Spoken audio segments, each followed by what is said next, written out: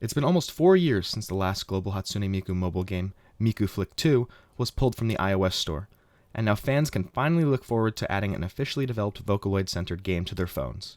Move over Mikulaja, it's time for Hatsune Miku, Tap Wonder, or MikuTap for short. Let's start off by talking about the gameplay. If you've played a lot of idle tapper games, then you'll be familiar with the general idea. You start off by tapping the screen yourself in order to earn enough cheer power, which can be used to level up your tapping power called voltage, purchase active skills, and activate figurines, which are the auto-clicker type power-ups that will passively generate cheer power for you. The objective of the game is to generate enough voltage to fill the voltage bar at the top. Once you do, you'll clear a concert. Clear 9 concerts, and you'll unlock a super concert, which has a larger voltage bar and must be completed in 30 seconds in order to clear the stage. Clear a stage, and you'll be able to move on to the next one. Every couple of stages, you'll get a stage change, which changes the backdrop. Doing this will require a lot of voltage that can be boosted through several mechanics of the game, one of which are active skills. These can be acquired after leveling Miku to a required point and can provide a lot of different advantages at the cost of EP. After 3 active skill uses, you'll enter fever mode for 30 seconds, which will increase your voltage and cheer power earned during the mode. Along the way, you'll also be able to obtain costumes, which add a multiplier to game effects when you wear them. Costumes will drop once you're near your highest stage reached, then every 10 stages, with a costume's level based on your highest reached stage. The costumes also come in sets, and when you collect all pieces in a set, you'll obtain permanent passive effects. Costumes are accompanied by pets, which you can earn as time passes and come with their own effects.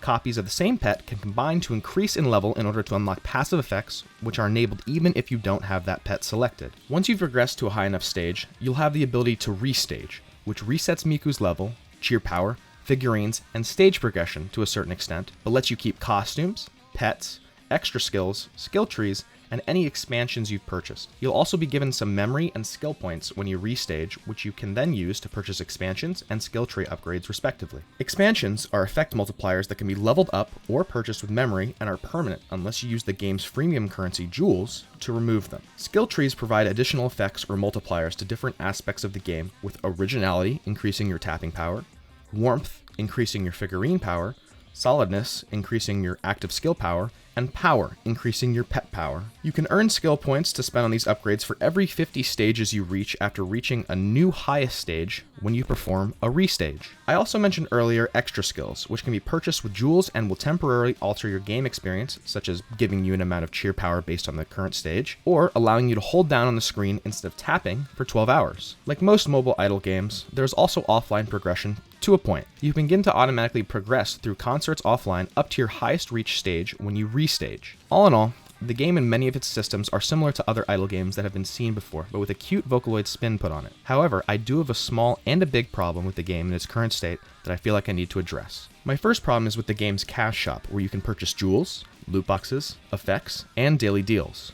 Although it might be more accurate to call it a concern rather than a problem. Since the copy of the game that I had access to was for advanced play, and the game does not have a definite release date, I expected to see some things that I hope will be changed by release. And as the in-app purchases are currently non-functional, we don't know if the prices on the items in the shop will stick. But what the heck are the prices for these effects? $49.99 USD for 6,500 jewels and the ability to skip ads. $39.99 USD for 800 jewels, and a discount on the jewel removal cost of expansions and skill tree resets. $23.99 USD for 3,000 jewels and to automate figurine unlocking on a restage. I see these as overpriced, and I think the solution is to either take away the jewels that come with it or offer the ability to purchase these effects without the jewels. I mean, seriously, $50 to remove ads? Mobile games have been offering that microtransaction for years, and I've never seen that price above $2. The ads in this game aren't even that intrusive so far to even warrant me wanting to pay to get them removed.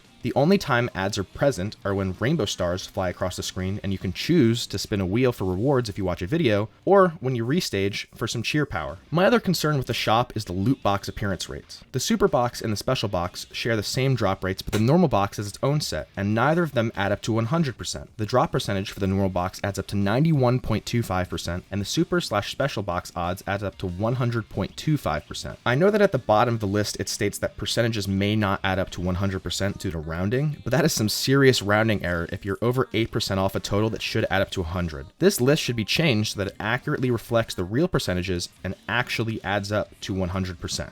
Now, my second problem is a big one. And before I get too in-depth with it, I want to introduce you to another mobile idle game called Tap Titans 2 by Game Hive Corporation, which was released in 2016. The game features mechanics where you can tap to defeat monsters and collect gold in order to level up your tapping power and purchase other heroes to help you. The goal here is to defeat a certain number of monsters until you can go to the next stage. You also have the ability to purchase active skills, permanent buffs, and unlock skills and skill trees. Now, all those things aren't unique to idle games, but you might take a look at Tap Titans 2 and notice some striking similarities to MikuTap, not only in the gameplay, but in the UI. And since Tap Titans 2 came out way before MikuTap, all the way back in 2016, it suffices to say that Tap Titans 2 did it first. It's honestly kind of upsetting to see so many similarities between these two games because it makes you think that MikuTap wasn't a game created out of love for Hatsune Miku and the other members of the Vocaloid family, and more like a quick cash grab to capitalize on the fans. One thing to also consider with this is the fact that these games are made by different companies, A-Team for MikuTap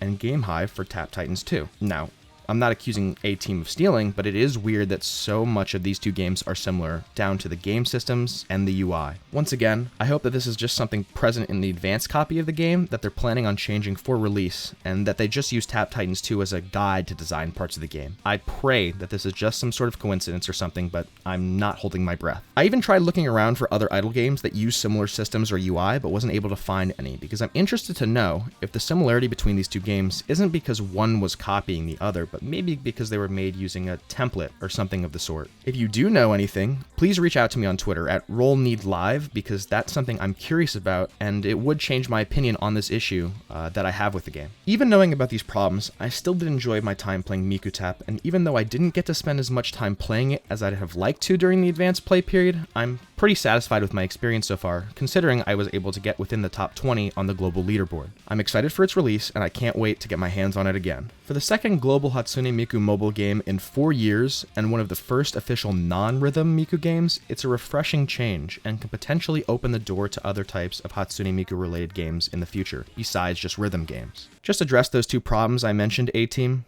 and we're golden, baby.